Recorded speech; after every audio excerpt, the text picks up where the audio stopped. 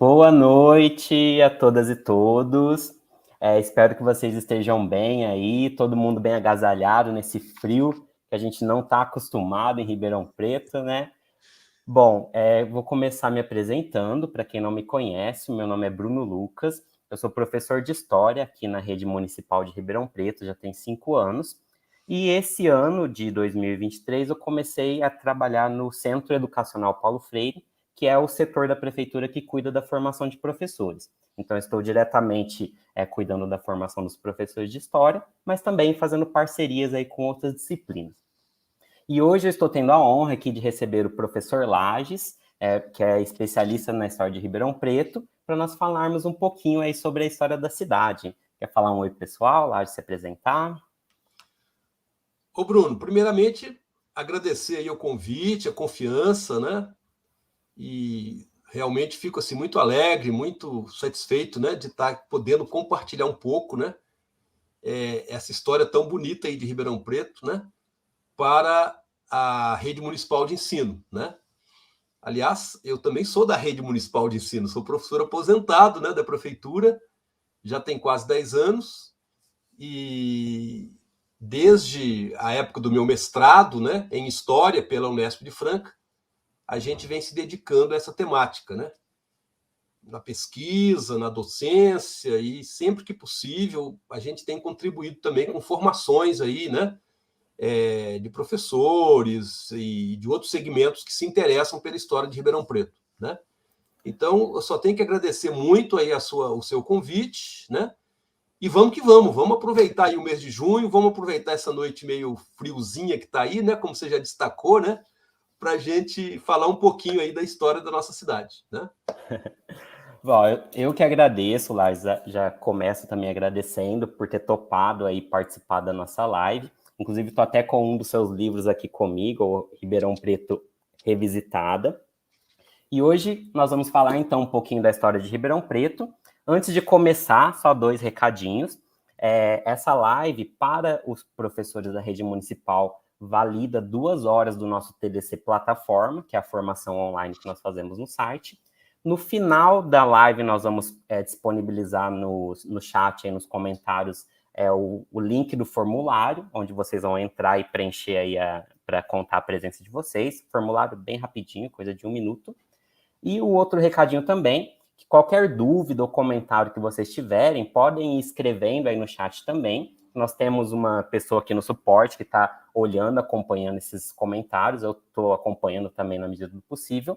E aí, conforme a gente for falando, nós vamos também respondendo as dúvidas, os questionamentos de vocês. É muito legal ter essa participação também dos professores, das outras pessoas também que não são professores e que também estão aqui com a gente assistindo. Então, vamos aí todo mundo participar para a gente conhecer um pouco mais sobre a história de Ribeirão. Começando, só explicar o porquê, o motivo que eu pensei nessa live, não foi à toa, não foi por acaso. Essa ideia veio a partir de uma demanda dos próprios professores da rede municipal, principalmente professores de 1º a 5º ano, que me procuraram pedindo material, informações sobre a história de Ribeirão Preto. E a cidade de Ribeirão, ela tem uma característica que aqui tem muitas pessoas que vieram de fora, pessoas que vieram de outras cidades, se mudaram para cá em busca de trabalho e tudo mais. Então, várias pessoas, inclusive muitos professores da rede, não são naturais de Ribeirão Preto. Então, às vezes, a pessoa começa a dar aula aqui na cidade sem ter o contato com a história da cidade, né? Isso é natural. A gente estuda mais sobre a nossa cidade, né? E sobre o Brasil de uma forma geral. Então, o objetivo dessa live é contribuir, trazer um pouco de algumas informações sobre a história da cidade e também trazer ideias de como trabalhar com esse tema em sala de aula, que é um tema muito importante também, falar sobre a história local, não só dentro da disciplina de história, mas de todas as áreas, na educação infantil, nos primeiros anos, nos anos iniciais do ensino fundamental também, né? Porque isso faz parte da identidade aqui da nossa população de Ribeirão Preto, uma cidade que, como eu já falei, recebe muita gente aí de fora. Mas para nós não perdermos tempo, vamos começar já com a primeira pergunta para o professor Lages. Eu queria começar falando do início mesmo da história da cidade, né? E a primeira questão que me vem é com relação aos povos indígenas. Porque aqui em Ribeirão nós não temos nenhuma comunidade indígena, nós não temos nenhum povo, né? Nem aqui, nem nas cidades das regiões, a gente também não tem muito essa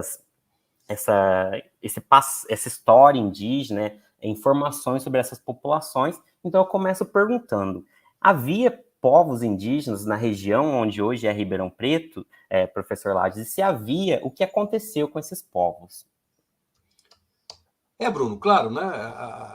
Aí a gente vai ter que estabelecer aquela nova metodologia, né, do descobrimento do Brasil, né, da questão da colonização, né, e realçar que até a chegada dos europeus aqui no Brasil, há uma hipótese bastante plausível de que havia 8 milhões de indígenas, né, habitando aqui o nosso território.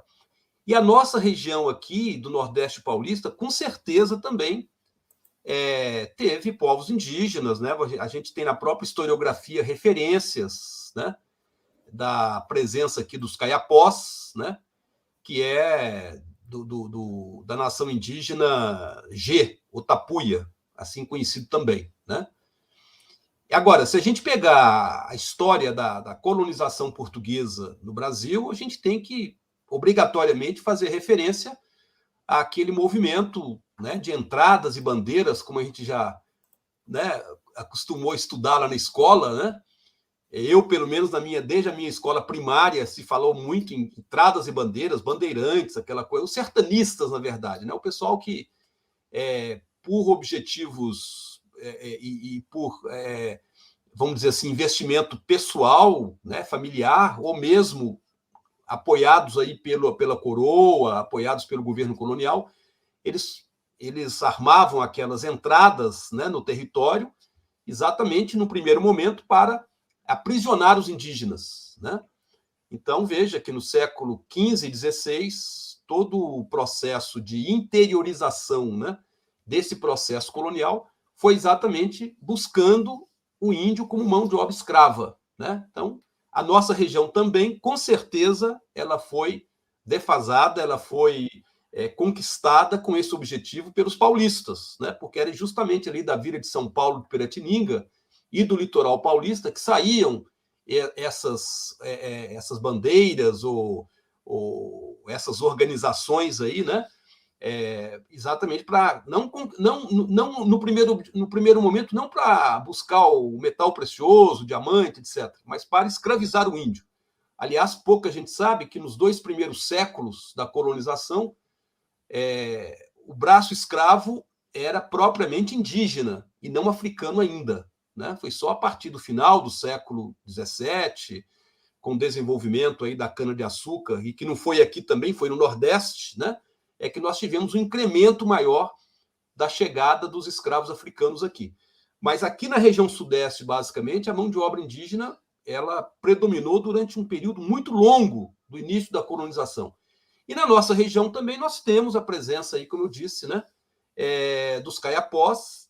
E veja só, você tem aqueles viajantes, né, que estiveram aqui no período colonial, Antonil, por exemplo, e vários outros, né, que fazem referência à presença desses indígenas em regiões muito próximas daqui, como, por exemplo, Uberaba, né? Agora, por que isso? Porque, veja, o extermínio dos povos originários, né, que se fez de uma forma tão violenta, tão brutal, né, deixou poucos registros locais. A gente tem registros, mas daqueles historiadores, né, que resgatam essas informações de um modo mais amplo, pegando principalmente as áreas onde você tinha as missões jesuíticas, né, junto aos índios, no Mato Grosso, no sul do país e tudo mais. Mas na nossa região não teve essa presença das missões indígenas, né? Então, por isso ficou com poucos registros. Agora, o que sobrou? O que nós temos hoje de comprovação dessa presença? Você tem, não aqui em Ribeirão Preto, mas em cidades próximas, como Monte Alto, por exemplo, e Cravinhos, por exemplo, e principalmente São Simão, você tem pequenos museus municipais, museus locais, que oferecem, né, vários artefatos, né? Você tem ali a possibilidade de visitar, de verificar vários artefatos indígenas que foram encontrados em nossa região, né? Principalmente, por exemplo, eu conheço bem o museu lá de São Simão, né? Você tem ali artefatos indígenas encontrados, por exemplo, na bacia do rio Tamanduá, né? Que é um rio que corta a nossa região aqui, mais próximo de Serrana, né? E que certamente houve ali um certo adensamento da população indígena, tal a quantidade de artefatos indígenas que foram encontrados ali, né? Mas é isso, a presença indígena é fato em nossa região. Eu acho essa reflexão sobre os povos indígenas na região muito importante, porque não basta só a gente falar para o estudante que não existem povos indígenas aqui na região de Ribeirão Preto. É muito importante trazer justamente essa reflexão do porquê que não existe, que não é algo por acaso, né? Que é um projeto de colonização que acabou expulsando esses povos para outras regiões.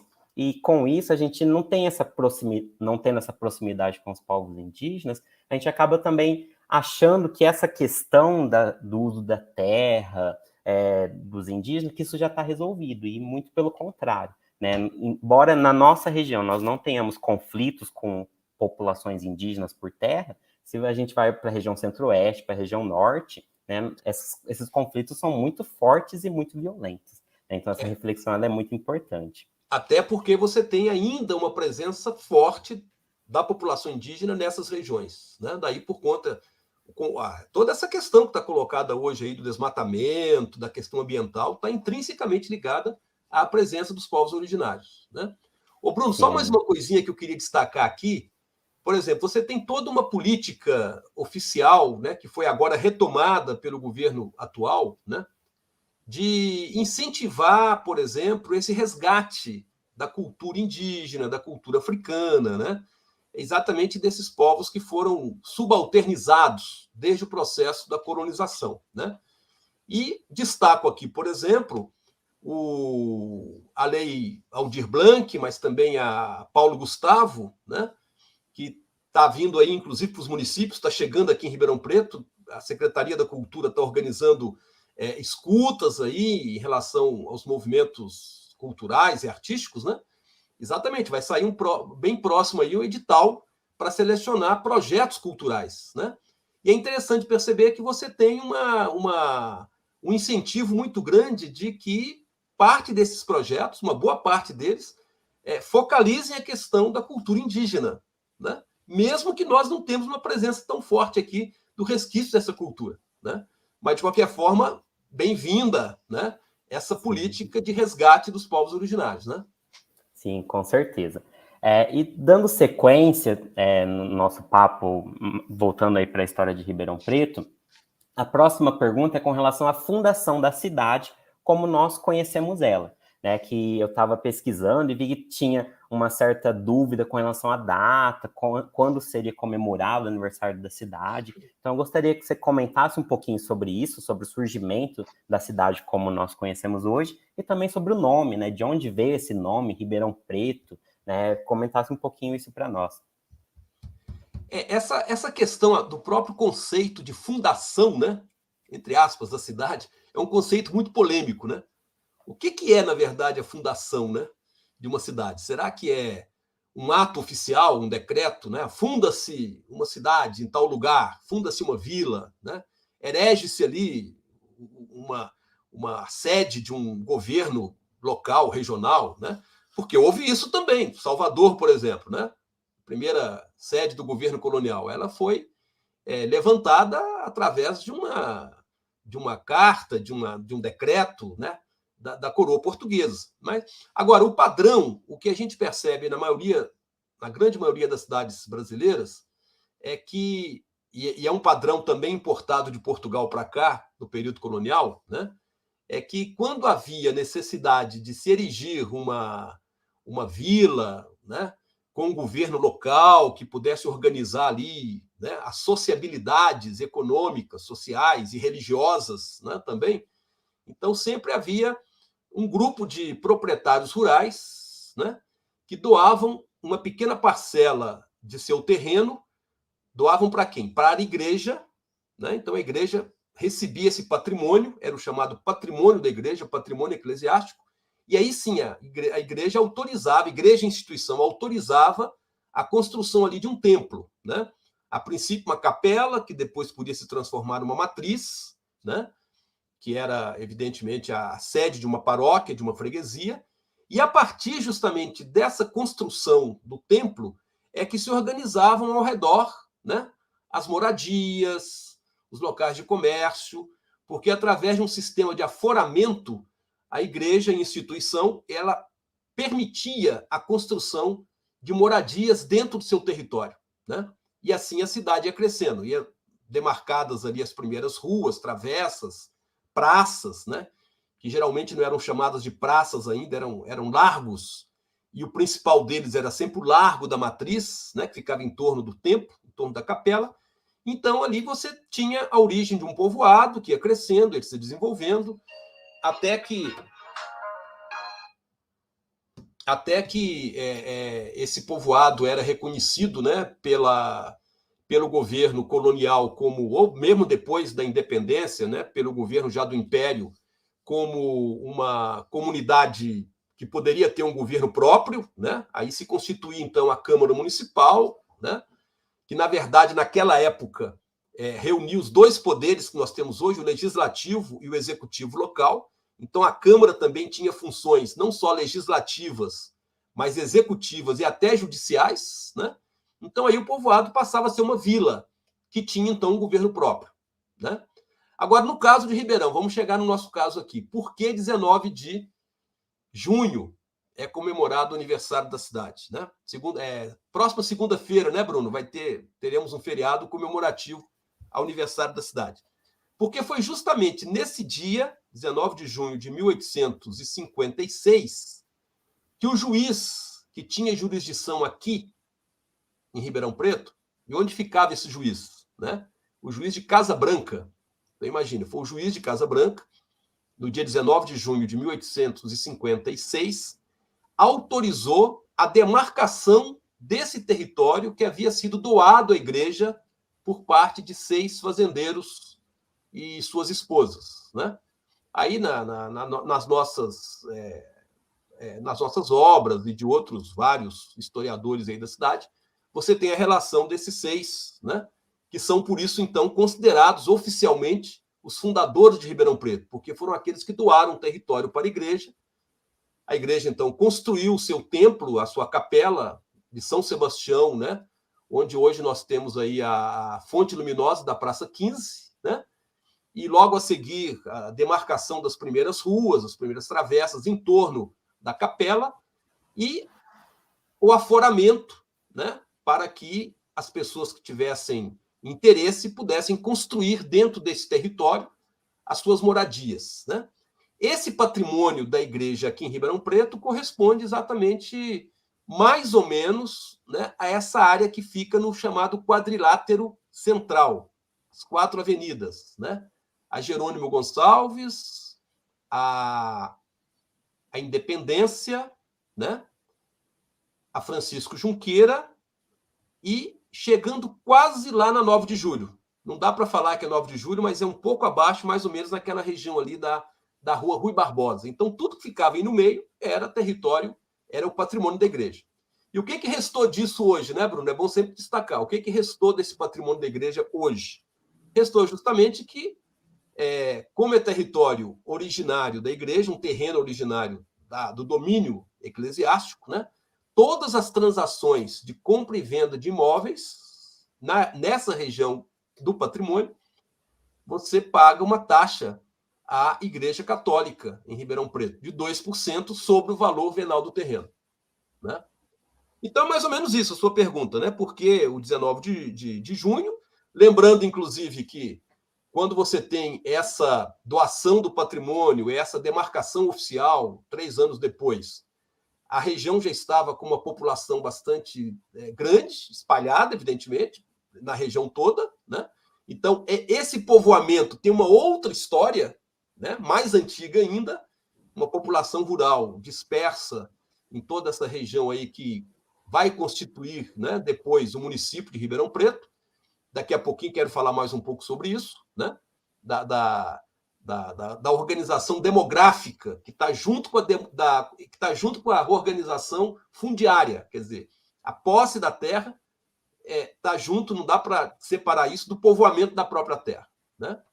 Mas o que eu queria dizer, só para responder totalmente sua pergunta, por que agora o nome Ribeirão Preto, né? Exatamente porque o curso d'água que ficava mais próximo, né, desse arraial, que depois virou uma vila e tal, era o córrego do Ribeirão Preto, né? Para quem não sabe, é aquele que passa ali rente a Jerônimo Gonçalves, em frente à rodoviária, né? Ali é o Ribeirão Preto que deu nome à cidade. E veja, Ribeirão teve vários nomes, não foi só Ribeirão. O primeiro nome oficial, né, quando foi constituída a vila, São Sebastião do Ribeirão Preto. Mais tarde, quando passou a cidade, ter o título de cidade, o São Sebastião caiu, ficou só Ribeirão Preto, né? Os santos estavam caindo muito naquela época, viu, Bruno? E a gente sabe por quê, né? Porque havia uma influência muito grande da maçonaria sobre o governo republicano e em muitos governos locais, né? Não só da maçonaria, mas também de algumas outras correntes filosóficas bastante anticlericais, bastante contra a igreja, como é o caso, por exemplo, dos positivistas, né? Que tinha representantes fortes aqui em Ribeirão Preto. Então, deve ter sido isso um pouco, que tiraram o São Sebastião para ficar só o Ribeirão Preto, né? O que não aconteceu em outros lugares, né? Como, por exemplo, São José do Rio Preto. Poderia tranquilamente ficar só Rio Preto, mas lá mantiveram São José, certamente porque a igreja, quem sabe, é uma coisa a se estudar, né? Teve uma certa influência, teve uma certa hegemonia naquele período para manter o nome do santo, né? E aqui temos São Simão também, perto de nós, temos vários outros lugares aí, São Joaquim da Barra, né? Que os santos prevaleceram, né? Mas Sim, né? Esse poder da Igreja Católica, né, que vem desde os inícios da colonização. sim, Né? sem Na dúvida. República que a gente vai ter um certo distanciamento, né, mas desde sempre uma parceria muito grande entre a família real portuguesa e a Igreja Católica para colonizar o Brasil. Né? Não à toa que até hoje a maior parte da população brasileira é católica ou de outras religiões cristãs também. E dando sequência aí, Bruno, você só um minutinho. Porque eu queria apresentar aí para o pessoal que está nos acompanhando um documento histórico muito importante sobre a origem de Ribeirão Preto, mas que não é o ato lá do como é que fala? Do juiz de Casa Branca mandando demarcar o patrimônio da igreja, né? É um esse documento aqui, mais né? antigo ainda, né? Que é esse aí, que você colocou na tela para a gente, que na verdade é um documento judicial de um processo relacionado a conflito agrário, conflito de terra, né? E que evidentemente não é com indígenas, não é com lavradores sem terra, né? Como a gente costuma encontrar hoje, na atualidade. Mas aí se refere a um conflito agrário entre duas famílias de batatais, né? Que atravessaram aí o Rio Pardo e tentavam ocupar uma área que corresponde justamente hoje ao município de Ribeirão Preto. Eles denominavam essa área de Fazenda do Rio Pardo, né? Então, essa pode ter sido o primeiro nome que deram, né? Fazenda do Rio Pardo.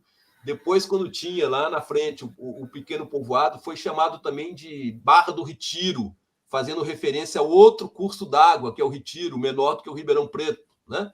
E assim teve vários nomes iniciais, né? Que eu falei, né? Ainda há pouco, né? Como São Sebastião do Retiro, o próprio nome Retiro, o Arraial de São Sebastião, até que se fixou no São Sebastião do Ribeirão Preto. Mas esse documento que a gente está apresentando aqui é um documento, é uma primeira página de um documento histórico que está, inclusive, arquivado aqui no nosso arquivo histórico, municipal histórico de Ribeirão Preto, né? Ele estava lá em Casa Branca, aliás, fui eu que descobri durante minha pesquisa de mestrado na Unesp, né? Eu que descobri esse documento lá, que até então ninguém havia feito referência a ele, mas é um documento interessantíssimo, né? Ele começa em 1834, esse processo se inicia, todo manuscrito, como a gente pode ver aqui, né?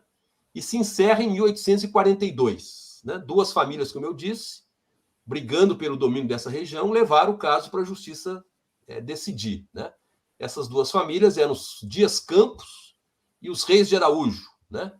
E como é que foi definida essa questão aí? Essa questão foi definida com o pagamento de uma das partes como se fosse uma indenização, né? Para que a outra ficasse com o território. Né? 4 contos de réis foi o que os Dias Campos pagaram aos reis de Araújo para abrir mão da disputa, né, do litígio aí desse território. O interessante, Bruno, que é o primeiro documento histórico em que aparece logo aqui na segunda linha, escrito Ribeirão Preto. A gente não tem outro documento mais antigo do que esse, que faz referência ao Ribeirão Preto. Mas não é o Ribeirão Preto cidade, vila, né? Mas sim ao Ribeirão Preto curso d'água, né? E o documento é importante porque faz várias descrições da região, a contenda, como é que estava se desenrolando já há vários anos entre as duas famílias, com ameaças, com depredação de porteiras, de cercas, enfim, né? Mais ou menos o que a gente encontra ainda hoje, né? Nesses conflitos Sim. agrários, né? Que a gente percebe por aí. Mas é E isso. aí, e aí, com isso, a gente percebe que esse povoamento da cidade ele não se deu de uma forma pacífica. Né? A gente Sim, tem, sim, os conflitos de terra, né? Que são conflitos, como você disse, que até hoje ainda existem aí ainda pelo existe. Brasil afora. Você E, chamou bem a atenção sobre isso aí. É legal. e só um comentário, eu acho o máximo ficar olhando, analisando esses documentos antigos, aí eu fico imaginando a questão da pessoa que escreve, né? Porque isso é tudo feito com aquela caneta tinteiro, com pena, né? E é muito difícil de conseguir ler. Você sabe que eu tive a oportunidade de visitar a Torre do Tombo lá em Lisboa, e lá eles têm um curso que ensina as pessoas a lerem documentos antigos. Porque você decifrar, tem casos de documentos que é dificílimo você conseguir decifrar a letra que está ali, né? Que é toda rebuscada, tem todo um tratamento diferente, né? E Legal. falando um pouquinho mais sobre a cidade de Ribeirão Preto, você já comentou como ela surgiu. Agora vamos falar como que Ribeirão de fato entrou no mapa. Né? Como que Ribeirão Preto se tornou uma cidade importante. Né? Porque nós sabemos que a cidade ela surgiu aí a partir dessas fazendas e tudo mais, só que vai demorar um tempo até que Ribeirão se torne uma cidade importante quando a gente olha a partir da questão econômica. Né? A gente analisando a historiografia, nós percebemos que Ribeirão se tornou muito importante economicamente justamente no auge do período que o Brasil produzia café para exportar para os Estados Unidos, para a Europa, né, que é o que antigamente se falava muito ciclo do café, que é um termo aí já um pouco ultrapassado, mas foi um período em que a cidade se tornou muito importante economicamente, já que aqui se tornou o maior centro produtor de café do mundo. Né? Lembrando que o café até hoje, eu estava vendo ontem, apareceu para mim um vídeo no YouTube do nada sobre café, e a pessoa estava falando que o café até hoje, desconsiderando a água, o café é a segunda bebida mais consumida do mundo. Ele só perde para o chá, né, que é muito consumido principalmente na Ásia, e também a água, que é o básico, mas é uma bebida que é um sucesso mundial, e professor, então, não vive sem café. Né? Se chegou na hora do recreio e não tem o café lá, aí ninguém dá aula mais, né? Aí já vira uma revolta, porque a gente precisa do café, que é o que dá energia, né? Que é o que dá o ânimo para a gente trabalhar, chegar na sala de aula bem animado. E aí eu queria que você comentasse um pouquinho sobre esse período da produção do café, e tem até uma curiosidade que eu acho muito bacana, que em Ribeirão nós tivemos vários barões, reis do café, pessoas muito ricas e importantes, que eram os grandes fazendeiros. E dentre eles, talvez o mais famoso é o Francisco Schmidt, que foi um grande fazendeiro. A antiga casa dele hoje em dia é lá o Museu do Café, que fica dentro do campus da USP. E tem uma curiosidade, que eu quero até te perguntar se é verdade mesmo, que dizem que quando a energia elétrica chegou em Ribeirão Preto, ela chegou antes na fazenda do Schmidt, para depois chegar no centro da cidade. Então isso seria um exemplo só para mostrar o poderio econômico que ele tinha nessa época. Então você pode comentar um pouquinho para a gente sobre esse período?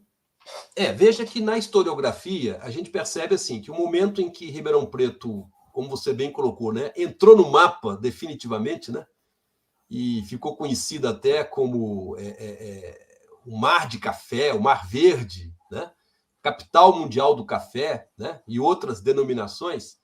Isso foi exatamente devido, né, à grande expansão cafeeira que nós tivemos aqui no chamado Oeste Paulista, né, e que possibilitou, né, um acúmulo de capital enorme a partir dessa produção e a partir das exportações de café que a gente começamos aí, né, a mandar para a Europa e para a América do Norte, né, Estados Unidos principalmente. Então veja só, Bruno.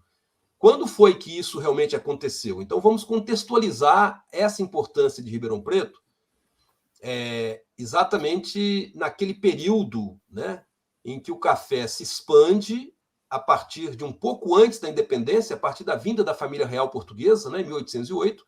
Você já tem referências aí de produção de café na Baixada Fluminense, né? Mas a partir aí do primeiro reinado, período regencial, você tem o café chegando com toda a força ali no Vale do Paraíba, primeiro o Vale do Paraíba Fluminense, depois o Vale do Paraíba Paulista, né? Como cidades aí como Resende, Valença, Jacareí, São José dos Campos, né? E várias outras ali dessa região do Vale do Paraíba. E veja, quando o café já começa a esgotar a sua produção, por diversas razões, mas principalmente pelo esgotamento do solo, né? O que ele faz? O que os fazendeiros de café fazem? Os fazendeiros lá do Vale do Paraíba, eles começam exatamente a levar o café para outras regiões. Então, você tem a entrada do café através aí da região de Campinas, ele vai se expandindo para o interior de São Paulo, né? E chega, evidentemente, nessas áreas aí do Nordeste paulista, que eram tradicionalmente chamadas de Oeste Paulista. Né? E por que aqui nunca foi Oeste? Mas por que era conhecido também como Oeste Paulista? Porque os mineiros que vinham do sul de Minas, né, desde muito antes do café, ocuparem essa região aqui, né, chamavam toda a área do interior de São Paulo de Oeste, porque se você pegar o mapa, você vai ver que essa nossa região está, de fato, a oeste do sul de Minas. E o sul de Minas era de onde partiam esses migrantes mineiros, né? Chamados aí nos documentos oficiais de entrantes mineiros e que ocupavam essa região aqui, né? Agora, o café foi, sem dúvida, né, um ponto de partida fundamental para o enriquecimento aí dessa região, para o desenvolvimento dela. Lembrando, inclusive, que um elemento fundamental para garantir essa expansão cafeira foi a ferrovia, né? Então, enquanto a ferrovia não chegava nessas regiões de produção, o café não se progredia, né? Ele não partia para a grande produção, e foi justamente a Mogiana, com seus trilhos, né, que chegaram aqui em 1883, que possibilitou, aí sim, né, o destravamento daquilo que impedia a expansão cafeira na região. Né? Aí o café começa a ser produzido em larga escala, e transportado pela Mogiana até o Porto de Santos, e de Santos, então, se fazer a exportação para o mercado europeu, para o mercado norte-americano. Né? E, evidente, quem que eram os protagonistas, entre aspas, né, dessa expansão cafeira, nesse capitalismo agrário que se organizava aqui nessa região? Exatamente o pessoal, né, da nossa elite agrária, que muitas vezes acumulava capital através de outras atividades anteriormente, e principalmente através do comércio. Né? Então, você percebe, analisando bem a história desses grandes cafeicultores, como você já citou um deles, o Coronel Francisco Schmidt, que era um imigrante alemão, veio com a família ainda criança para o Brasil, família que se dedicou aí a comércio, inclusive lá em Descalvado. Né? Ele tinha lá, armazém de secos e molhados, né? Como se falava na época, né? E através desse acúmulo do capital mercantil, eles tinham o dinheiro suficiente para comprar terras aqui na região dos primeiros proprietários, desses primeiros povoadores, né, que ocuparam, desbravaram, abriram estradas, né, enfim, deram a infraestrutura necessária para que eles viessem depois com esse capital, adquirissem essas terras e entrassem aí, né, com a grande produção cafeira. Né? Então, realmente, o café projetou Ribeirão Preto para o mundo nessa época. Né? Agora, não esquecendo, Bruno, que, veja só, o café, principalmente porque ele atrai pessoas, atraiu imigrantes mineiros para cá, atraiu a mão de obra escrava, né? É muito importante. Você vai perguntar depois uma pergunta específica sobre escravidão em Ribeirão Preto, né? Mas atrair imigrantes, né? A região atraiu imigração europeia em larga escala. Você tem aí, por exemplo, um dado demográfico importante, um censo feito aqui em Ribeirão Preto no início do século XX, né? Por volta aí de 1913, por aí, em que 53% da população era constituída de imigrantes italianos, né? Olha só que interessante isso aí. E boa parte desses imigrantes não trabalhava como colonos nas fazendas. Claro que boa parte se alocou no trabalho das fazendas de café, mas muitos ficaram nas cidades, ficaram no centro urbano, né? Desenvolvendo outras atividades ligadas a pequeno comércio, pequena manufatura, pequena produção industrial, né? Lembrando da cerveja, por exemplo, que já estava aqui com pequenos cervejeiros, né? Artesanais desde aquela época, né? Então, é interessante destacar que, além do café, paralelamente a ele, desenvolveram outras atividades que você pode dizer que pertencem ao mundo urbano industrial, né? E por isso Ribeirão Preto, desde a época do café, tinha também um importante setor produtivo que não era diretamente ligado a essa atividade agrária da lavoura, mas era atividade comercial, de serviços, e isso é que vai ser importante depois, no futuro, para Ribeirão Preto se destacar, né, como um grande centro industrial de serviços e comércio, até de caráter regional, como acontece hoje. Então, tem a sua origem histórica lá no passado e, simultaneamente, ao período do café, né? Agora, só lembrando, como você citou aí o caso do Coronel Schmidt, né, que de tão poderoso que era, sua fazenda recebeu energia elétrica mesmo antes de Ribeirão Preto, é verdade isso, né? E eu citaria um outro exemplo, né? Ele tinha inclusive moeda, né, Bruno? Moeda própria que circulava dentro de suas fazendas, né? A gente imagina que fosse sua fazenda Monte Alegre, que é a principal referência, né? Origem do bairro aqui, Monte Alegre, né? E lá onde tinha sede, né? Onde ele residia com sua família, né? Mas ele tinha muito mais fazendas, o Bruno. Não era só Monte Alegre, né? Ele tinha fazendas espalhadas aí por todo o interior de São Paulo, né? Quando ele faleceu, o testamento dele apontava 24 fazendas enormes, todas de grande produção cafeira, né? E circulava dentro dessas fazendas uma moeda própria, né? Que ele usava exatamente para demonstrar, inclusive, essa possibilidade de ter quase que uma economia autárquica, né? Uma coisa meia autarquia, meio autônoma em relação até ao próprio contexto aí econômico da região e da época, né? Agora, vamos colocar duas fotos aí, Bruno? Colocando essa foto no... Bora lá. Vamos lá. Só enquanto eu coloco aqui a foto, um Ah, comentário também sobre tá. isso, com relação à elite local, porque esses fazendeiros, essas famílias poderosas aí, donos dessas fazendas, dessa riqueza toda do café, eles acabaram constituindo uma elite, né, uma elite interiorana, vamos dizer assim, que era uma elite que tinha o desejo de imitar a Europa. E lá por volta do ano 1900, o modelo de uma cidade ideal era a cidade de Paris. Então, o centro de Ribeirão Preto ele foi todo remodelado, tentando fazer uma cópia, né? Uma cópia, claro que muito inferior em termos de tamanho, de riqueza, mas tentando fazer uma cópia da cidade de Paris. E a gente tem vários prédios aí, até hoje, que lembram a arquitetura desse período, né? Que é a arquitetura que a gente chama de neoclássica, de eclética e tudo mais. Só que também é importante assinalar que essa elite, ela acabou trazendo esse desenvolvimento para a cidade, só que era um desenvolvimento que não era para todo mundo. Era algo restrito a esse grupo de pessoas poderosas. Então você vai lá, constrói um teatro lindo, maravilhoso, mas é um teatro que não é para a população, né? É um teatro que é para eles utilizarem. E um outro ponto só com relação a isso é a gente refletir que as coisas mudam, mas não mudam tanto. É que hoje em dia nós temos no Brasil ainda o agronegócio super forte e normalmente a terra ainda é concentrada na mão de poucas pessoas, né? São poucos grandes fazendeiros, enquanto isso muitas pessoas não têm um espaço, né? Não tem terra. Se a gente pensar até após o fim da escravidão no Brasil, em momento nenhum o governo teve uma preocupação de dar terra para os ex-escravizados poderem recomeçar suas vidas, né? E a terra continua concentrada aí na mão de poucas pessoas. Deixa eu colocar aqui as imagens, aí você continua o comentário.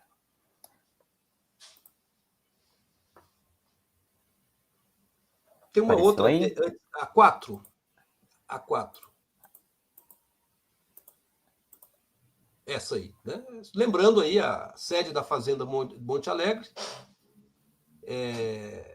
que hoje corresponde ao museu, né?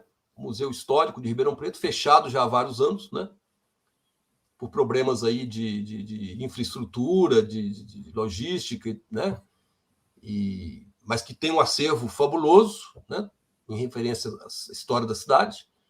E era a sede da fazenda onde residia o Coronel Francisco Schmidt. Você lembrou muito bem aí, Bruno, que essa elite cafeeira, né? Ela queria demonstrar esse poder, não só o poder econômico dela, mas ela queria também se mostrar culta, né? Então, ela, assim como você tem em outros períodos da história, como na época do Renascimento Europeu, por exemplo, da Renascença, você tem esses membros da elite cafeeira fazendo papel de mecenas, né? Então, investindo um pouquinho do que eles tinham em termos de lucro vindo do café, né? Eles investiam na cidade. Então, observem que, mas será que Ribeirão Preto é que se beneficiou majoritariamente, né, da riqueza criada pelo café? Gente, se beneficiou, mas foi muito pouco, né? Claro que esses prédios aí, essas edificações da época, palácios, palacetes, casarões, né?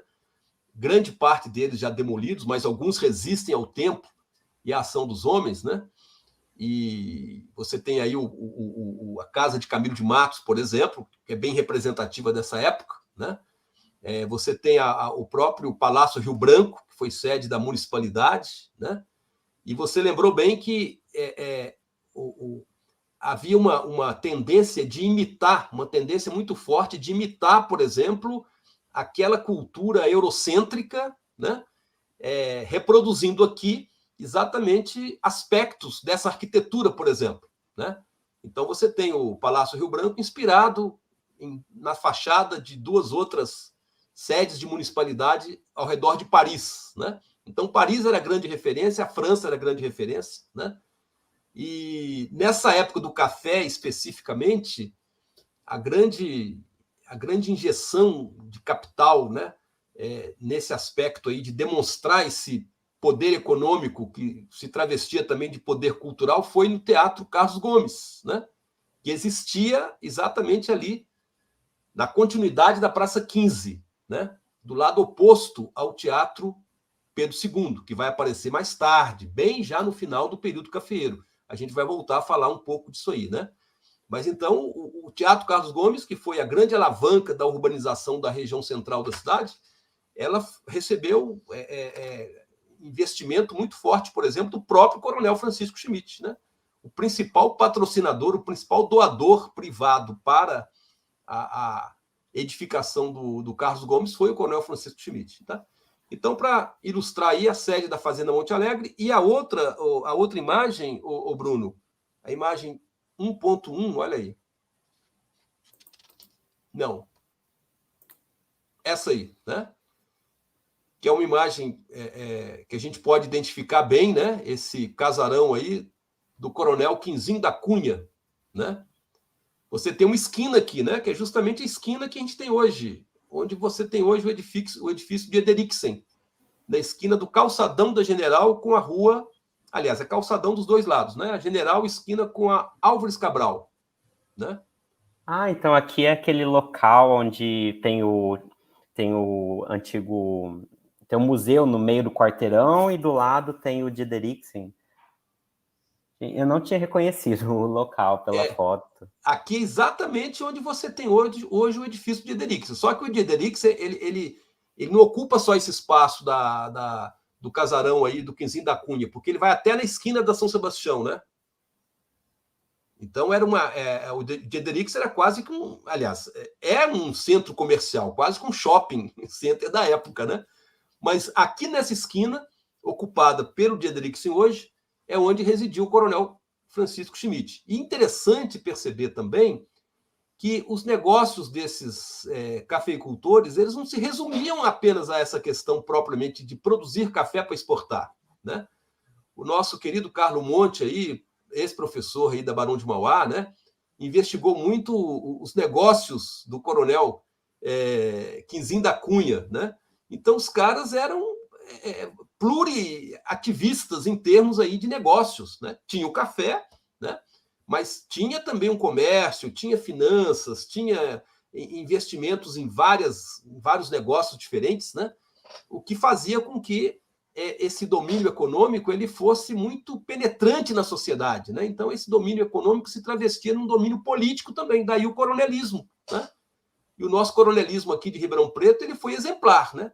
Destacando aí os seus dois líderes principais, que eram, inclusive, adversários entre si, o Quinzinho da Cunha e o coronel Francisco Schmidt, né? O coronel Francisco Schmidt ele foi, inclusive, vereador aqui em Ribeirão Preto durante 2 ou 3 mandatos, né? Teve uma influência muito grande aí nas primeiras décadas aí do século XX. O Quinzinho da Cunha nunca foi candidato a nada, mas ficava nos bastidores, né? Ficava com o controle do Partido Republicano Paulista, do antigo PRP, que indicava os candidatos. Então, tinha os seus prepostos, que eram eleitos como vereador, como prefeito, como deputados aí, federal, estadual, enfim, né? Só para dar um exemplo do poderio dessa elite cafeira, né?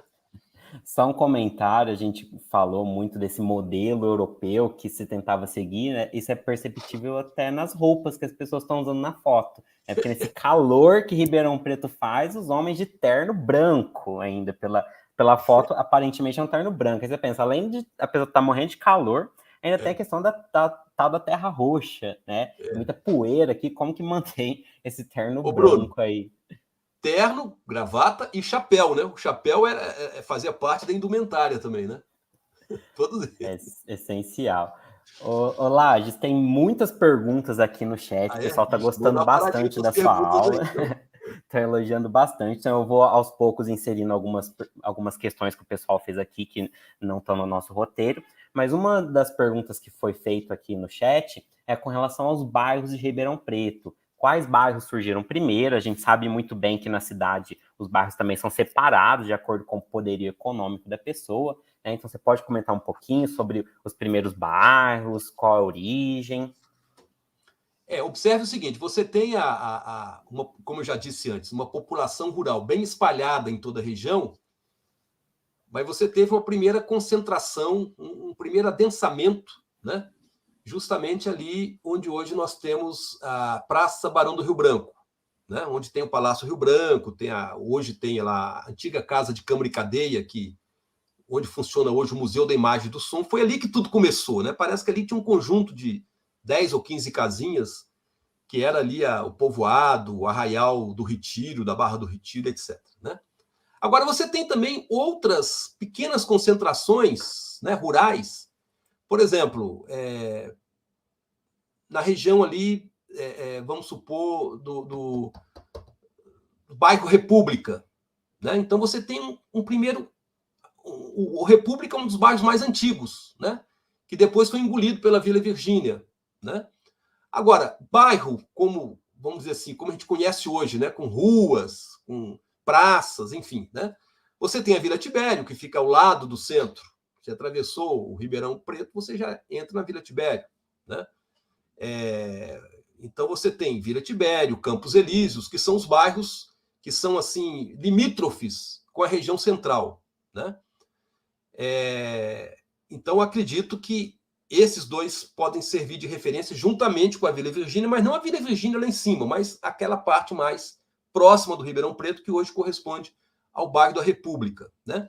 Ipiranga também não fica distante, né, Bruno? Então, você tem aqui o trabalho da nossa querida Adriana Capretes, né? Olha aí. Ipa. Campos Elíseos e Ipiranga, Memórias do Antigo Barracão. Né? Ela fez um estudo fenomenal sobre a origem desses dois bairros. Né? E aí você tem a área de colonização europeia, principalmente imigrantes italianos, alemães, né? A partir ali daquela área, né? Dos dois bairros, que corresponde justamente ao núcleo colonial Antônio Prado. Né?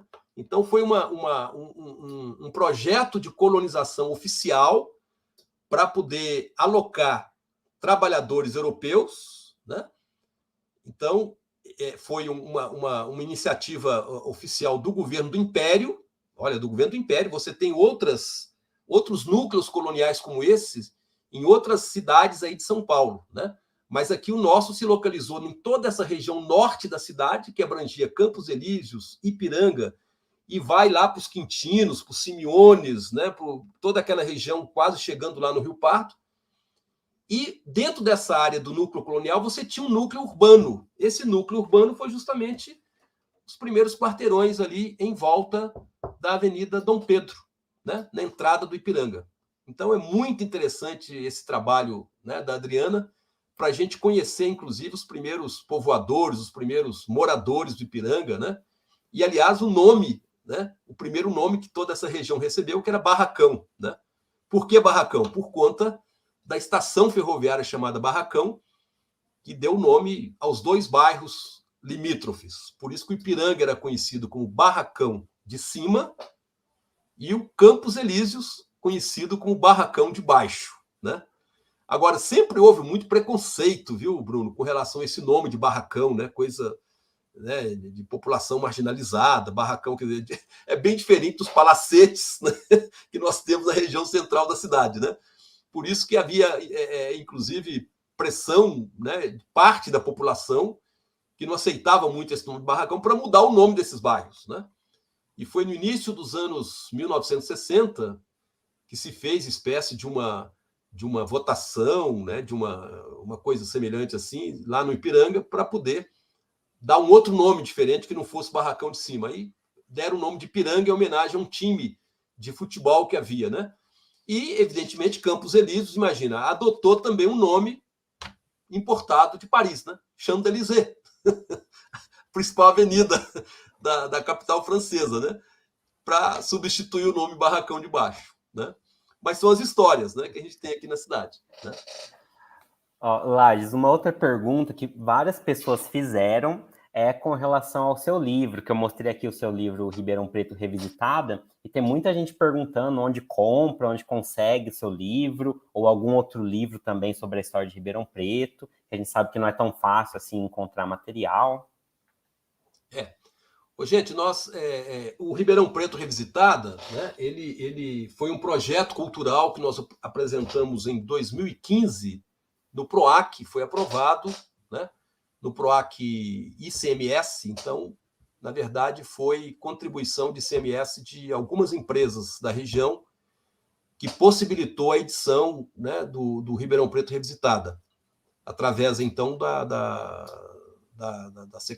do edital, né? do edital do PROAC, né? Que é um programa de apoio cultural da Secretaria de Estado da Cultura de São Paulo, né? Olha, a gente já não tem mais para distribuir assim, né, Bruno? Infelizmente, né? Eu estou com poucos exemplares, a gente já fez 2 edições depois do projeto aprovado, né? A gente andou distribuindo muito para as escolas, então, de repente, é bom dar uma olhada nas escolas, se não tem lá na biblioteca, né, na sala de leitura, não tem lá um exemplar desse livro, né? Então, a gente costuma, às vezes, dar um ou outro exemplar para a escola, mas, assim, para as pessoas está praticamente impossível, porque senão eu vou ficar até mesmo sem o meu. A gente está pensando em fazer uma nova edição, né? Porque a procura é muito grande, e o que há de diferença aqui no Ribeirão Preto Revisitada, Bruno, é que essa obra não é uma obra de resultado de uma pesquisa específica, não é uma dissertação de mestrado, de doutorado, ou de TCC, nada disso, né? Na verdade, é uma revisão bibliográfica. Então, ele vai citar os autores, né, que pesquisaram sobre a história de Ribeirão Preto desde o final aí dos anos 90, 2000, né? Vários autores. Então, você tem lá um grupo grande desses pesquisadores da Unesp de Franca, mas você tem também aqui da Faculdade de Economia da USP, você tem da Unicamp, USP de São Paulo, enfim. E a gente, então, faz uma reconstituição crítica da nossa história a partir de outros pesquisadores. Porque a minha pesquisa de mestrado, né, que corresponde a essa outra obra aqui, né, Ribeirão Preto, da Figueira Barra do Retiro, que está na 2ª edição, e que já praticamente também acabaram os exemplares, eu não tenho como distribuir mais para as pessoas, muito poucos que estão comigo, né? Então, veja que essa pesquisa que eu fiz corresponde aos 3 primeiros capítulos do Ribeirão Preto Revisitado, né?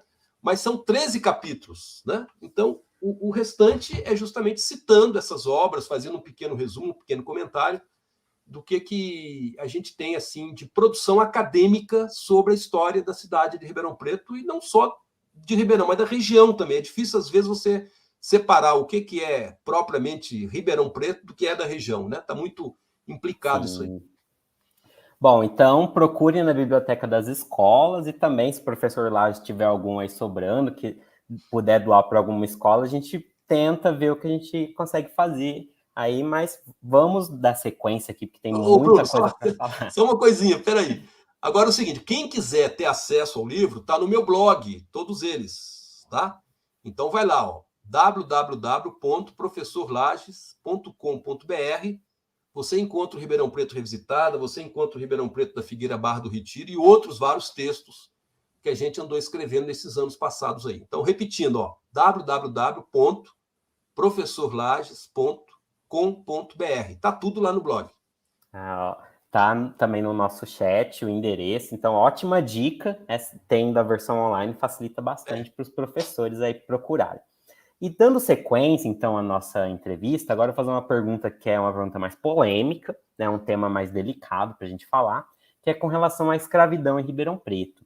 Porque quando nós olhamos para o passado, quando nós pegamos as referências que nós temos aqui sobre a cidade, nós temos pouquíssima coisa sobre o nosso passado e sobre a questão da escravidão, sobre a nossa cultura afrodescendente, né? A gente ouve muito falar dos imigrantes europeus, japoneses, mas a gente fala pouco de escravidão em Ribeirão Preto. Então, isso pode passar para algumas pessoas a ideia de que não existiu, né? De que aqui sempre os trabalhadores, a mão de obra veio dos italianos, dos outros imigrantes. Então, eu queria perguntar para você, teve escravidão em Ribeirão Preto? O trabalho escravo ele foi importante em algum período? Como que foi essa relação da cidade com esse nosso passado de escravidão que é tão triste e tão cruel, né? Ô, Bruno, é o seguinte, teve escravidão sim em Ribeirão Preto, né? Apesar de que você tem todo um movimento, né, de colocar o Estado de São Paulo, né, como aquela história do trem puxando 24 vagões vazios, quer dizer, é a paulistanidade, né, que se constitui aí durante final já do século XIX, início principalmente do século XX. Então, a escravidão, como era uma coisa, diríamos assim, pré-capitalista, aí tem toda uma discussão teórica, né? Mas não era uma forma de trabalho, né? um meio de produção avançado, atual, contemporâneo. Então, houve, na verdade, um processo de apagamento dessa memória, né? Como houve um apagamento da memória indígena na região, né? E por extensão em todo o país, né? E principalmente em São Paulo, onde se deu essa batalha mais cruel de extermínio dos povos originários, houve também em relação à população africana. A gente não pode desconhecer isso, né?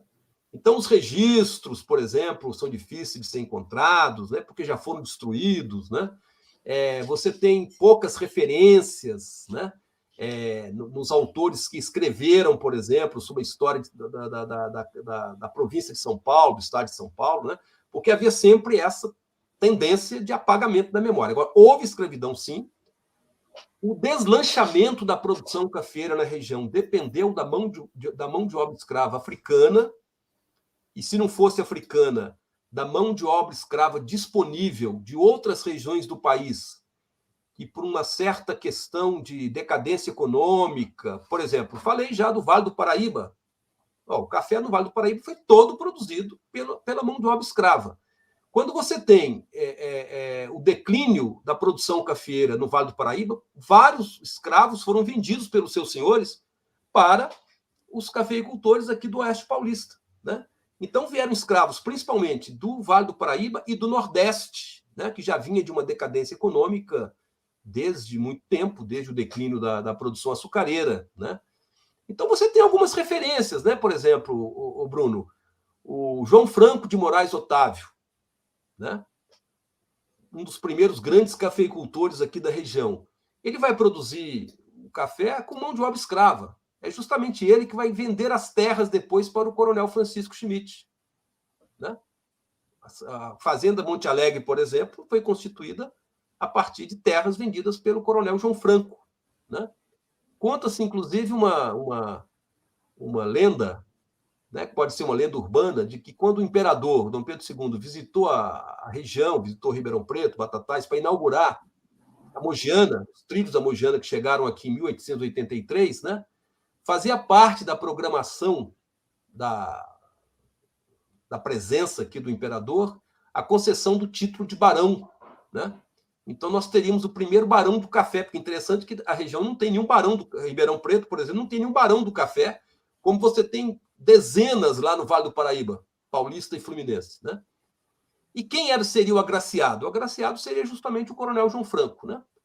Mas pouco antes dele chegar aqui, o imperador soube que ele ainda estava utilizando escravos em suas fazendas, né?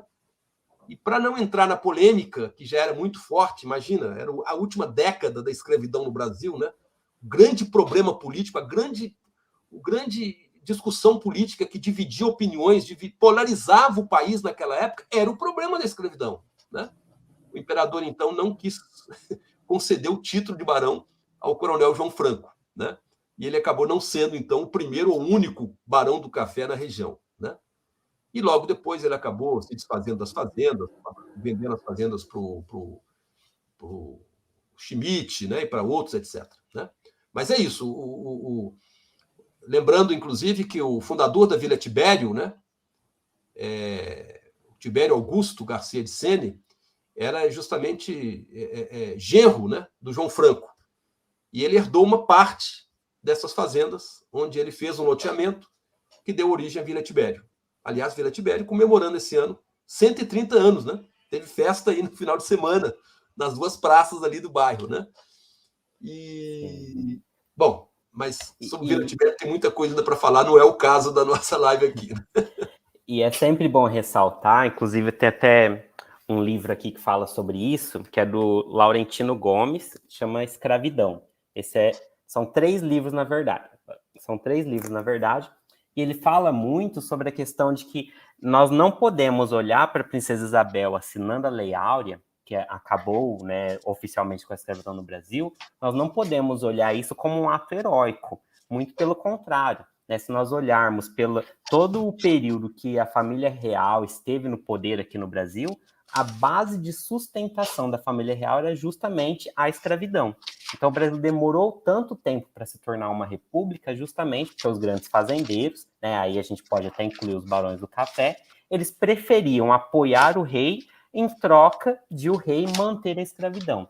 Né? Então, a família real sempre esteve muito junto, aí, sempre esteve muito cúmplice do período de escravidão no Brasil, até um dos motivos da consciência negra não ser comemorada em maio na data em que foi assinada a Lei Áurea, mas sim ser comemorada em novembro. E só emendando nesse tema, tem uma pergunta aqui no chat que é sobre isso, que é da Tatiana. Eu vou até exibir ela aqui, ó, que ela fala que o pai dela contava que na Vila Virgínia era um local de negros, famílias negras. Isso é um dado histórico real?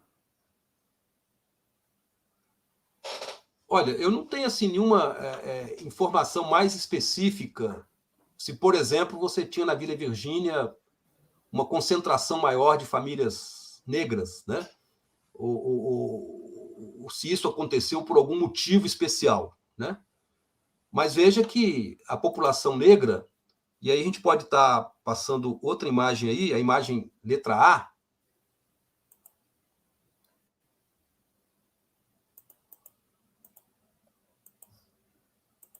Essa aí. Olha que foto belíssima, né?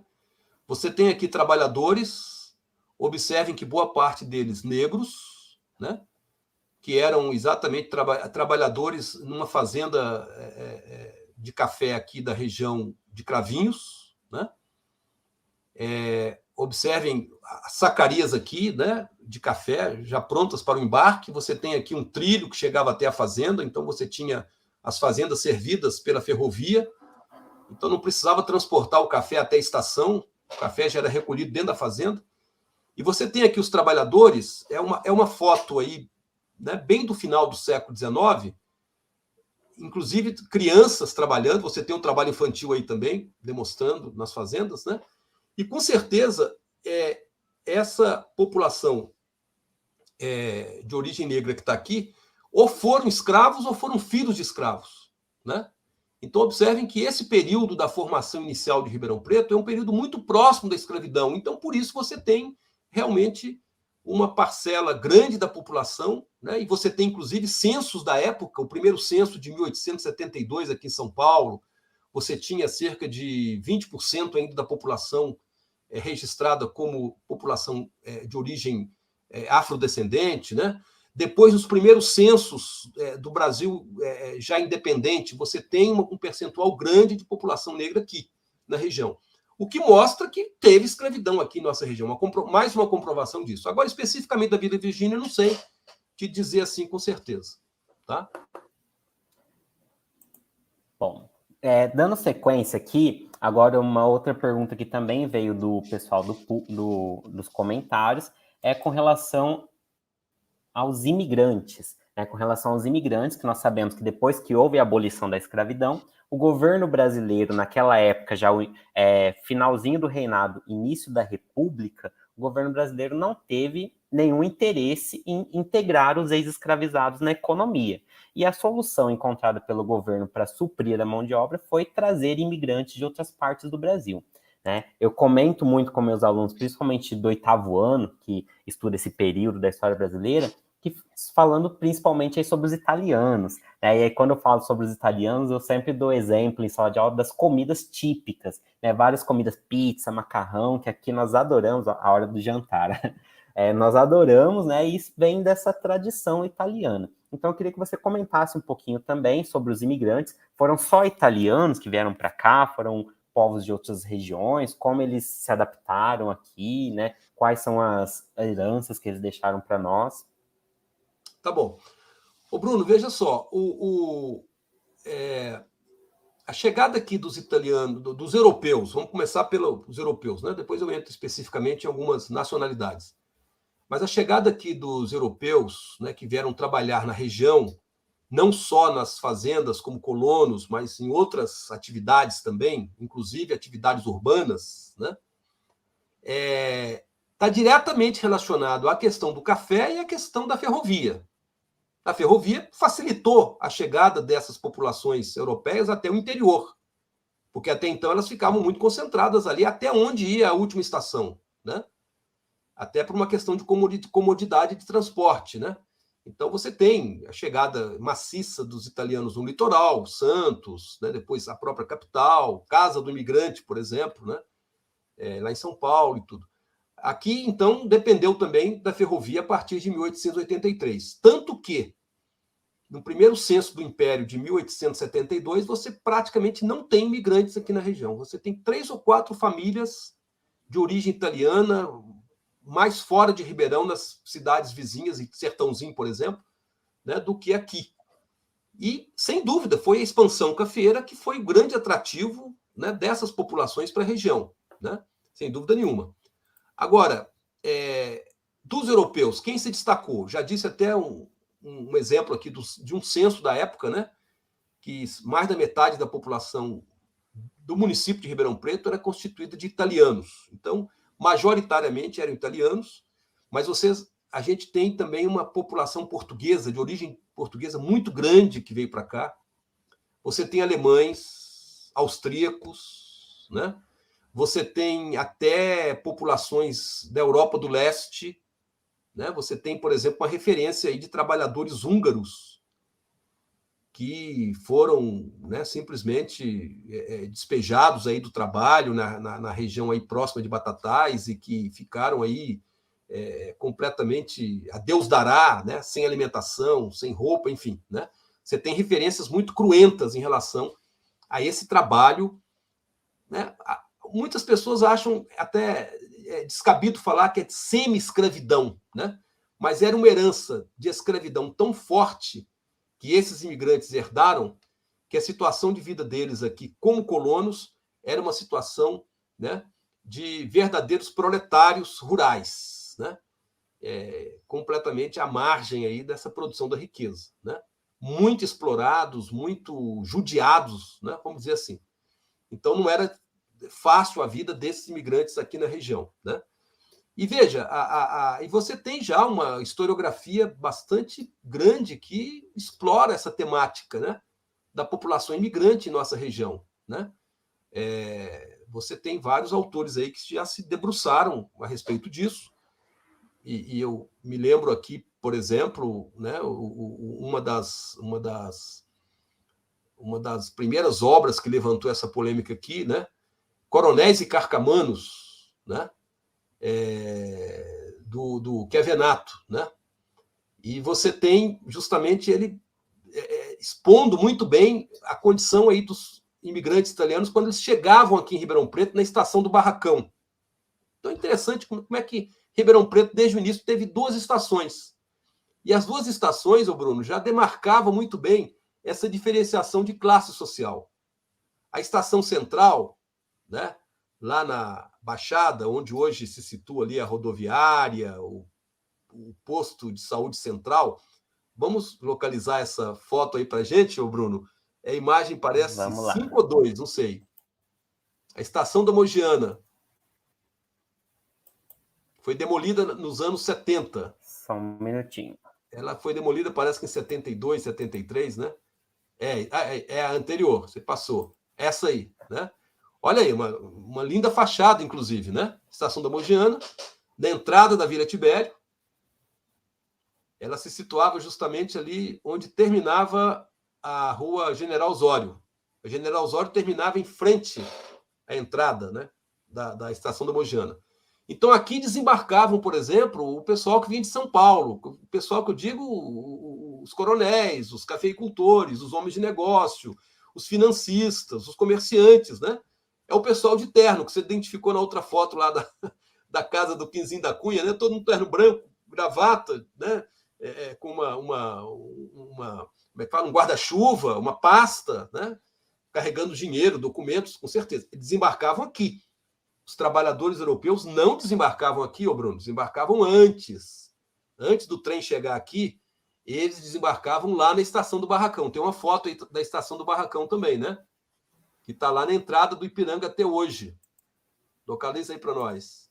Não. Aí, né? A gente, quando entra no Ipiranga, começa a subir ali a rua, a Avenida Dom Pedro, a gente não percebe a estação que fica à direita de quem sobe, né? Porque fica um pouco escondida pelas árvores que ficam em frente ali, né? Mas aqui na estação do Barracão, a mesma que deu nome aos 2 bairros, já falamos disso hoje, Barracão de Cima, Barracão de Baixo, né? Teve esse nome, foi batizada desse nome, porque ao lado da estação tinha um grande barracão de terra batida, né?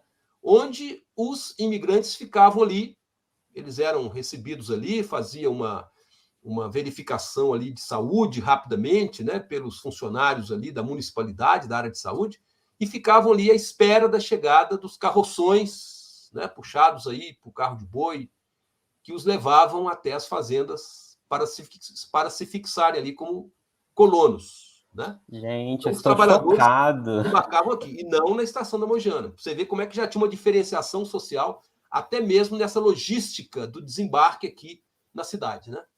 Nossa, eu tô chocado. Eu não sabia que existiam 2 estações de trem diferentes para não misturar, né? Para o barão lá, poderoso, ele nem precisar olhar para a cara do seu trabalhador. E também é interessante observar que esse modelo desse barracão, esse modelo de construção, ele existe em várias cidades da região. Eu sou original da cidade de Orlândia e lá tem uma construção exatamente como essa, que hoje em dia foi transformada em uma biblioteca. Mas antigamente era a estação também, né? Então o modelo foi replicado aí em muitos locais. Ô, Bruno, e só destacar que a estação do Barracão é um prédio tombado, né? Pelo Condefar, registra esse momento importante da presença aqui da ferrovia da Mogiana, né? Pena que está fechado, sem utilização. Ele está bem conservado, ele não apresenta nenhuma ameaça de desabamento, nada disso, né? Mas precisava ser imediatamente receber um aporte aí, receber um apoio para que, quem sabe, a gente pudesse transformar a estação do Barracão no museu ferroviário, né? Acho que tem muita peça, instrumentos aí das nossas ferrovias da região que poderiam estar ali no museu, ou outra utilidade, outra serventia, né? Poderia ser utilizado esse espaço exatamente para isso, né? Sim, com certeza. Bom, nós estamos com um tempo meio curto, então eu vou para uma pergunta que eu acho muito importante também nós falarmos aqui, já que nosso público, a maior parte dele é de professores, e nós temos também muitos professores de primeiro ao quinto ano, de educação infantil, e também professores de sexto ao nono ano. Do sexto ao nono ano é um pouco mais fácil falar sobre a história de Ribeirão Preto, porque os professores são especialistas em história e tudo mais, né, tem uma formação específica, mas pensando principalmente nos estudantes de primeiro ao quinto ano da educação infantil e também em todos os estudantes de uma forma geral, hoje em dia nós temos já a concepção, e também está na nossa legislação, de que é muito importante trabalhar a história local, né, trabalhar a história da cidade, porque também é uma maneira de ajudar os estudantes não só a conhecerem a sua cidade, mas também a desenvolverem a sua identidade. Né? Então eu pergunto para você, de que forma nós podemos trabalhar com a história de Ribeirão Preto em sala de aula para instigar os nossos estudantes, para que eles se envolvam, para que eles se sintam de fato pertencentes, né? E não só ficar estudando coisas que aconteceram na Europa, muito longe da realidade deles. Então, quais estratégias a gente pode usar para incluir o ensino de história de Ribeirão Preto em sala de aula? Uma boa pergunta. Legal, Bruno. Agora, veja só. Eu acho que a gente pode estar começando para despertar esse interesse, despertar essa admiração, essa adesão, né, ao conhecimento da história e chegarmos até a história da cidade, né, e aí reforçar esse sentimento de pertença. Eu pertenço a uma comunidade urbana, que é a cidade de Ribeirão Preto, né, e reforçar essa questão da identidade também, importante, né? Não só uma única identidade, mas você tem o convívio de várias identidades, se você for levar em conta a questão étnico-racial, a questão, enfim, né, de profissões, de tendências, de costumes, enfim. Né? Então, veja que é importante que os nossos educadores e educadoras comecem a falar o seguinte, olha, cada um de nós tem uma história, né? A despertar isso, a história do próprio aluno, da própria aluna, da própria criança que está ali na sala de aula. Então, começar esse trabalho de resgate, inclusive resgate mesmo de documentos históricos pessoais, né? Então, acho que muita gente já faz isso, né? Passa uma tarefa para os alunos para, né, trazer fotos de quando era bebê, né? Trazer a primeira roupa que usou, enfim, roupa de quando era muito mais novo ainda, enfim, fazer esse resgate com informação que muitas vezes os pais e as mães dão sobre esses objetos, né? Então a pessoa vai reconstituindo ali uma história que está iniciando ainda, porque é uma criança e tal, mas já tem história, já tem um acúmulo de conhecimento, um acúmulo de relações aí que cultivou, que acumulou nesses últimos anos, né? E incentivar também, conversar com os mais velhos a respeito de outros períodos, outras épocas, outras culturas, né? Pô, quem tem o avô e a avó, vai lá, conversa com o avô, faz uma entrevista, vamos desenvolver técnicas de entrevista aqui com a vovô, com a vovó, né? E tem muita gente ainda que tem a bisa, tá viva ainda, né? A bisavó, o bisavô, vamos lá, nossa! Aí é um conhecimento de 50 anos atrás, de 60, 70 anos atrás. Eu acho que muita gente começa a se despertar por essa verdadeira paixão pela história a partir exatamente da convivência familiar, da convivência com os mais velhos e por aí vai, né? Porque é uma riqueza imensa de informação, uma riqueza imensa de cultura que as crianças podem adquirir a partir dessas conversas, né? E até chegar na história de Ribeirão Preto. Então aí você tem, evidente que para os professores e para as professoras, a necessidade de uma base teórica e mesmo de conhecimento maior antes de chegar a isso, né? Então você tem aí, por exemplo, essas publicações que já existem, as publicações mais antigas do Rubens Cioni, por exemplo, que é o nosso grande historiador aí do passado, né? Você tem as publicações minhas, você tem, por exemplo, e eu quero destacar aqui, Bruno, uma professora da rede pública, né, que na sua dissertação de mestrado, a Ana Carolina Valente Ribeiro, né, pesquisou exatamente a história do bairro, a Vila Tibério, né? Está aqui uma reportagem do jornal da Vila, né? Olha aqui, trabalho de mestrado sobre a formação da Vila Tibério. E está, inclusive, a foto da Carolina aqui, que é uma professora da rede pública, aqui de Ribeirão Preto. Né? Então, veja, a partir, então, da história da família, começar, por exemplo, a pesquisar Um outro ponto mais avançado, a história da escola, principalmente essas escolas mais antigas que nós temos aqui, não só do município, do estado também, né? Então, por que a escola tem uma denominação, tem lá um patrono, uma patronessa, sei lá o quê? Que figura é essa? De onde surgiu? Quem foi que influenciou para dar esse nome? Por que deram esse nome? Né? E a partir da escola, por exemplo, a história do bairro. Então, eu acho que a partir dessa progressão, família, escola, bairro, é possível a gente chegar na história de Ribeirão Preto. Né? Agora, materiais, né, que a gente poderia estar usando exatamente nesse trabalho em sala de aula. A gente não tem muita coisa, mas já tem muita gente que já tem publicado alguma coisa mais voltado para um público infantil, né? Então, eu quero, por exemplo, aqui destacar a produção da nossa querida Juliana Dominato, que é professora aí da rede pública também, da rede estadual, né? Essa foi a primeira publicação dela, Era Uma Vez Uma Ribeirão Preto, né? Onde ela coloca informações muito básicas sobre a origem da cidade, sobre a história inicial da cidade, formação demográfica, etc. Né? E hoje ela está em Ouro Preto, né? Trabalhando lá num projeto da Universidade Federal de Ouro Preto, da UFOP. Né? Recentemente ela foi para lá. Mas ela tem essas publicações, inclusive com ilustrações feitas pelo próprio público infantil. Ela tem um menino, né, que ela pediu para ele fazer a ilustração do livro, né? Então tem as ilustrações infantis aqui, né? Ah, meu Deus, cadê?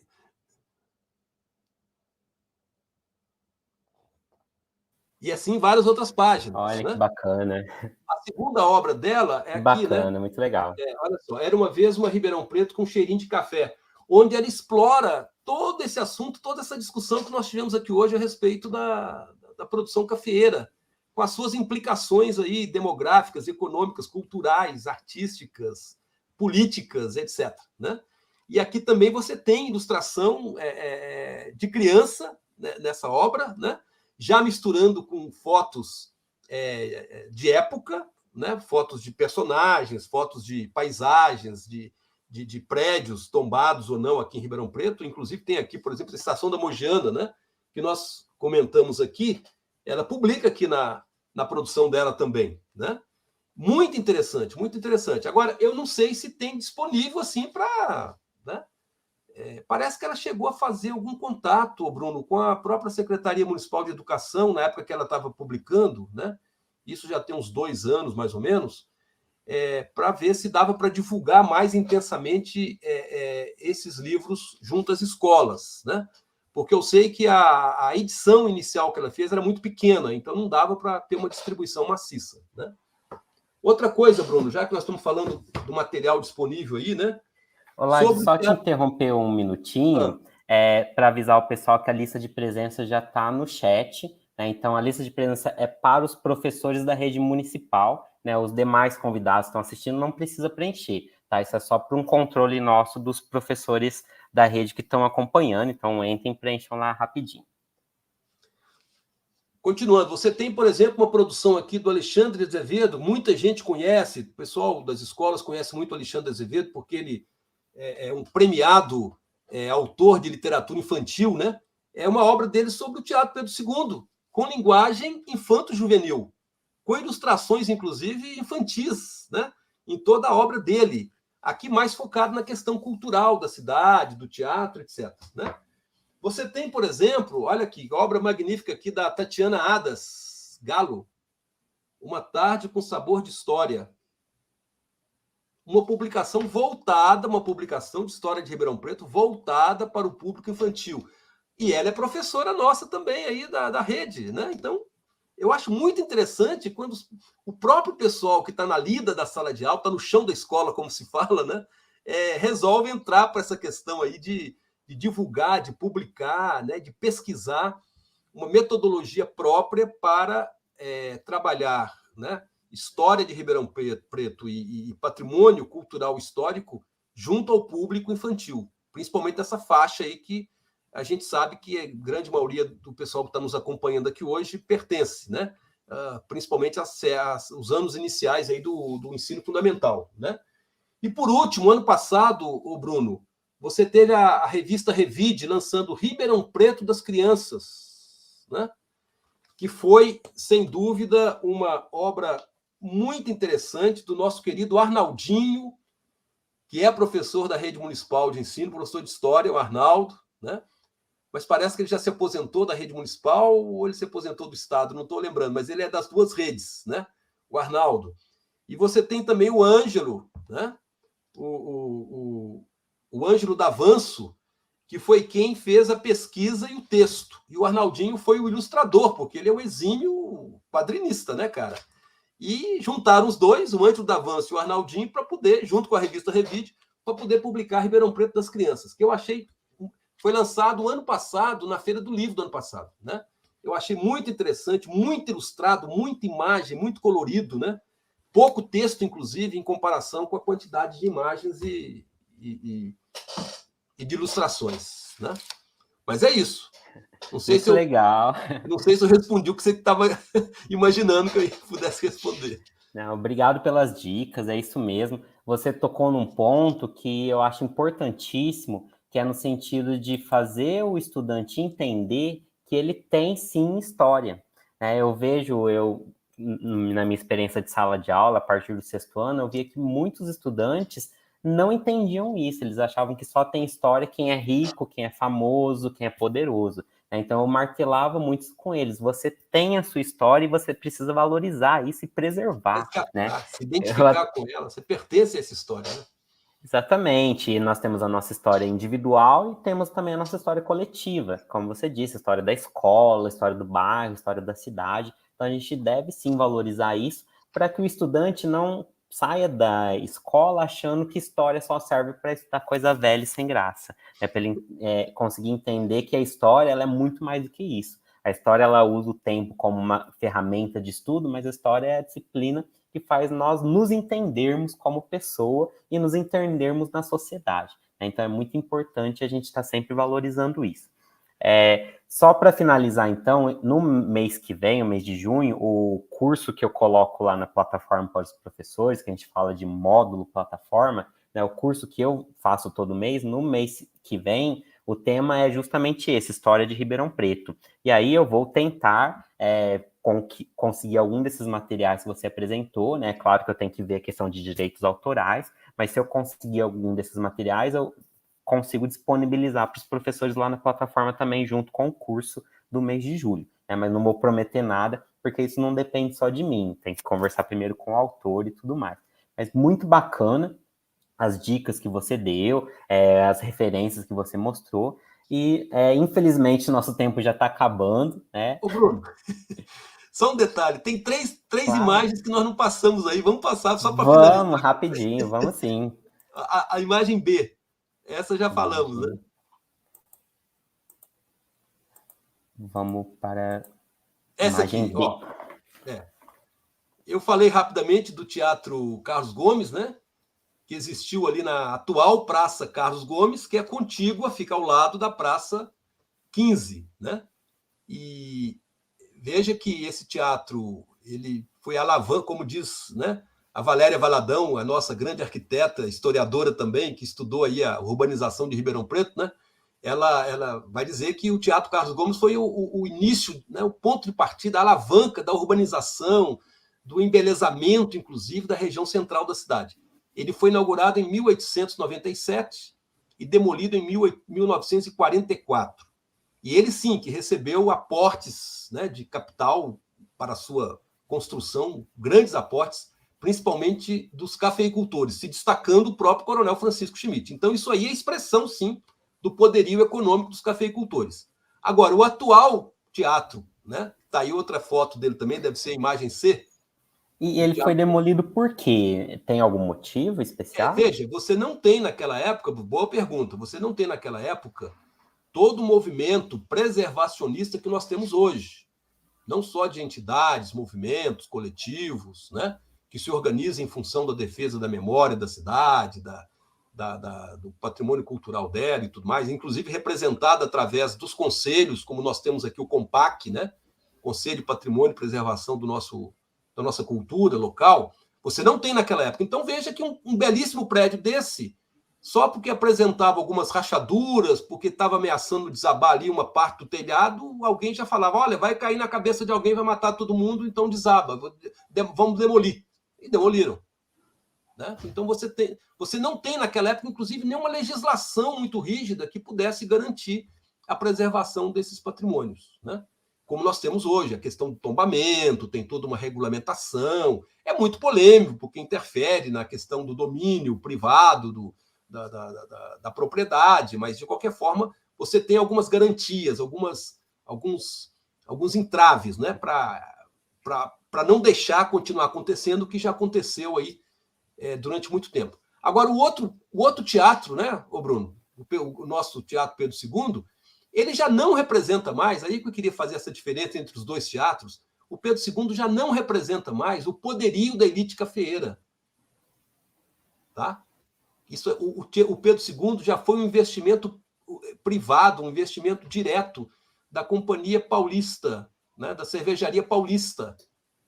Então, você percebe que aqui você tem a expressão do poderio do setor urbano-industrial da cidade, que já era simultâneo, que já crescia junto com a época, com o poder, com a economia cafeeira, e com o declínio, com a grande queda da produção cafeeira no final dos anos 20, aí sim, o outro setor que restou, que era o setor industrial, de serviços, urbano, ele se expandiu e projeta até hoje Ribeirão Preto como um grande centro de comércio, de serviços, até em termos regionais, né? Sim. Então, observem que essa diferença é interessante destacar, né? E, por último, a imagem 3. E você destacou bem numa das suas falas aí, Bruno, né? Quando você disse que, às vezes, a história que prevalece e que é contada e que se torna história oficial é apenas a história dos vencidos, né? E realmente, assim foi por muito tempo, né? Agora, até os nossos livros didáticos, de um bom tempo para cá, já está dando a outra visão, a história também dos... Desculpe, estou invertendo as coisas aqui, né? Durante muito tempo, a história que foi contada na própria escola, né? A história contada pela mídia, a história que foi ensinada, que estava nos livros didáticos, era a história dos vencedores, né? E, de um tempo para cá, os próprios livros didáticos de história já contam também a história dos vencidos. Eu estou colocando essa imagem aqui, e muitas pessoas aqui de Ribeirão Preto, né, que estão nos acompanhando, devem reconhecer de imediato, que é a antiga sede da UGT, da União Geral dos Trabalhadores, né? Lá na rua José Bonifácio, quase esquina com a Avenida Francisco Junqueira, né? Lá na região da Baixada. A UGT, que é também um prédio tombado pelo patrimônio, né, histórico local, né, pelo Compac, era a antiga sede de movimentos sindicais da cidade, como se fosse um sindicato multiprofissional, né, onde se reuniam trabalhadores urbanos aí de diversas categorias, né, tecelões, pessoal da cerveja, comerciário, funcionários públicos, né? Então, esse espaço, né, que hoje é um espaço cultural, né, é um centro de cultura importante de Ribeirão Preto, sede da Associação Cultural e Ecológica Pau-Brasil, sede da Associação Amigos do Memorial da Classe Operária, de fato, aí se transformou num memorial, né, com biblioteca, com um salão de discussão, de debate, de festas também, né? Então, você vê que aquela questão do apagamento da memória dos subalternos, né, dos colonizados, né? E isso acontece também com a própria classe operária em Ribeirão Preto, né? Que tem muito pouca história contada até agora. E a UGT é símbolo exatamente dessa história. Eu queria encerrar exatamente destacando isso aqui. Uma ótima maneira de encerrar, e de fato nós temos sim que valorizar a nossa história, e quando eu digo valorizar a história de Ribeirão Preto, não é só valorizar a história dos barões do café, da elite, né, dos poderosos, é valorizar também a história dos escravizados que foram trazidos para cá, dos imigrantes pobres que foram trazidos para cá, das mulheres, e por aí vai, né? E eu fico feliz em perceber que, realmente, de uns tempos para cá, nos últimos anos, a história tem cada vez mais se debruçado em fazer pesquisas sobre esses grupos da população, essas partes da população, que muitas vezes, numa história tradicional, eram completamente esquecidos, né? E a gente ficava lá só estudando os reis, rainhas e tudo mais. Então, essa mudança ela é muito forte e muito importante. O Bom, gente, Arnaldinho chegando aí, ó. Ô, Bruno, nós falamos no Arnaldinho, ele chegou aí agora. olha, falamos de você, Arnaldo, falamos bem, tá? Fique tranquilo, a gente mostrou um livro que você participou da produção, muito bacana. Bom, gente, o papo tá muito legal, tá muito bacana, mas nós já precisamos encerrar, né? Nosso tempo já acabou. Eu gostaria de agradecer muito o professor Lages por ter se disposto a vir aqui dar essa aula maravilhosa para nós, compartilhar os conhecimentos aí sobre a história de Ribeirão Preto. Quero agradecer também a Natália, que está aqui nos bastidores, ajudando a gente aí a ler os comentários e tudo mais, ajudando nessa parte mais técnica. E também agradecer a todo mundo que acompanhou essa live, que participou, que fez perguntas, que fez comentários. Nós temos muitos professores da rede aqui participando e também outras pessoas que têm interesse em saber mais sobre a história de Ribeirão Preto. Então eu deixo aqui também o meu agradecimento para todo mundo que participou. Quer falar mais alguma coisa, Lages? Fique à vontade. Ô, Bruno, só tenho a agradecer muito, né, a você, à Secretaria da Educação, né, ao secretário da Educação, né, pelo convite que me fizeram. Estou aqui à disposição, continuo à disposição, sempre que possível, né? Pode contar com a nossa colaboração, com esse compartilhamento aí de conhecimento, de ideias, né, de propostas, enfim. Eu acho que a gente tem que estudar a história da cidade sempre debatendo a cidade, né? A gente nunca pode simplesmente achar que história é um conhecimento frio, morto, que vale a pena apenas você ler e você falar, né? Eu acho que muita coisa que aconteceu já na história da cidade explica muita coisa que está acontecendo hoje, né? Então, e com certeza vai explicar o futuro também, né? Se não nosso, das gerações que virão, né? Então, por isso que é tão importante a gente ter essa ligação íntima aí com a história, não só da cidade, mas a história do nosso povo, do nosso país, né? A história da própria humanidade, né? Agradeço muito, tá? Um grande abraço, um grande beijo para vocês todos aí.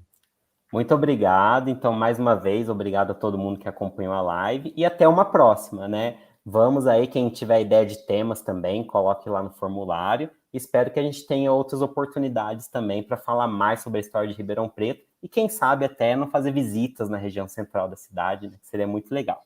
Então, muito obrigado, gente. Desejo uma boa noite para todo mundo. Se mantenham agasalhados, que essa noite vai ser Tá fria. friozinho.